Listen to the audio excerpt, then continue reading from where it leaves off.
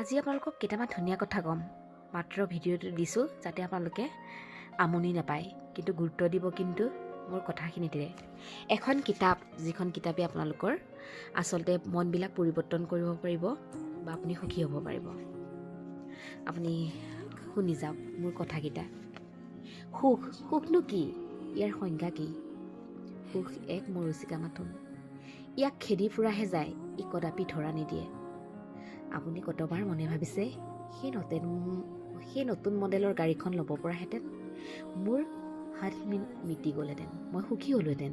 মোৰ সঁচাকৈ ভাল পোৱা কোনোবা যদি ওলালেহেঁতেন মই সুখী হ'লোহেঁতেন। টকা শিকাৰ ইমানবোৰ অভাৱ নথকা হ'লে মই সুখী হ'ব পাৰিলোহেঁতেন। যদিহে হেঁতেন এইবোৰ অস্তিত্বজনক শব্দ। এইবোৰে অপূৰণ আশাৰ কথাকে কয়। আশা জানো কেতিয়াবা প্ৰকৃতাৰ্থত পূৰ্ণ হয়? যেতেকে পায় তেতেকে নাতে বুলি কথা এষাৰ আছে নহয়। কথা হ'ল আমাৰ সমস্ত যদিহে আৰু হেঁতেন বোৰ বাস্তৱত ৰূপায়িত হ'লেও আমি সুখী হ'ব নোৱাৰোঁ। আমি আৰু বিচাৰিম আমাৰ লালসা অন্তহীন। ঘৰ বাৰী গাড়ী মটৰ অলংকাৰ আৰু আন সম্পদে আমাক সুখী কৰিব নোৱাৰে বুলি আমি জীৱনত কেতিয়াবা উপলব্ধি নকৰাকৈ থকা নাই।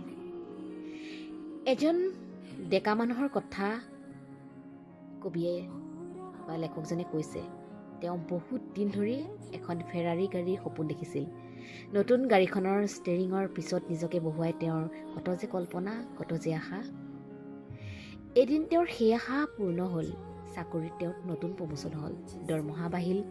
তেওঁ বহু আকাংক্ষিত গাড়ীখন তেওঁ কিনিলে। আনন্দত তেওঁ আত্মহাৰা হৈ পৰিল। গাড়ীখন চলাবলৈ বেছ ভাল। লগ সমনীয়া আহি ৰূপহী গাভৰুহঁতৰ পৰা পোৱা প্ৰশংসাই ডেকাজনক অভিভূত কৰিলে। কিন্তু হ'লে কি হ'ব? বন্ধু বান্ধৱীহঁতক দামী ৰেষ্টুৰাঁত পাৰ্টি দিব লাগে, তেওঁলোকক দামী উপহাৰ বিচাৰি ধুনীয়া গাড়ী কিনিছে। ভাল প্ৰেজেণ্ট এটা নিদিলেও হ'ব নেকি?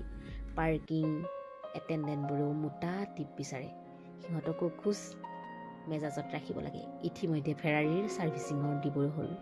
তাত যে ইমানবোৰ ধনৰ ভৰণী হ'ব ডেকাজনে আগতে ভাবিবই পৰা নাছিল। কেইমাহমানৰ পিছতে তেওঁ দেখা পালে যে গাড়ীখন অ'ত কিবা একোটাত দাগ পৰিছে, নতুনকৈ ৰং কৰাব লাগে। গাড়ীখনৰ লগত ইটো সিটোৰ বাবে নিতৌ লাগি থাকিব লগা হ'ল আৰু অত্যাধিক খৰচে ডেকাজনৰ চিন্তিত কৰিলে। গাড়ী কিনাৰ পিছত তেওঁ নতুন বন্ধুও গোট খাইছিল, তেওঁলোকৰ দাবী মিটাব লাগে। এদিন সমস্ত সুখৰ উৎস বুলি কল্পনা কৰা গাড়ীখন এতিয়া বন্ধুজনৰ বাবে এটা বোজালৈ